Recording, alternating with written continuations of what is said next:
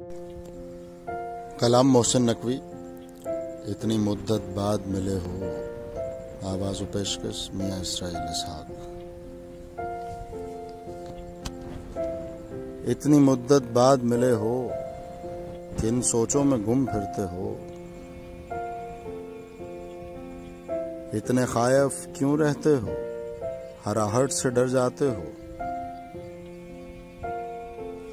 तेज हवा ने मुझसे पूछा, रेत पे क्या लिखते रहते हो। काश कोई हमसे भी पूछे, रात गए तक क्यों जागते हो। मैं दरिया से भी डरता हूं, तुम दरिया से भी गहरे हो। कौन सी बात है तुम में ऐसी, इतने अच्छे क्यों लगते हो। पीछे मुड़कर क्यों देखा था, पत्थर बनकर क्या तकते हो।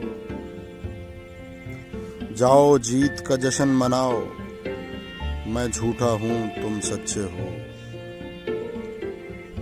अपने शहर के सब लोगों से मेरी खातिर क्यों उलझे हो। कहने को रहते हो दिल में, फिर भी कितने दूर खड़े हो।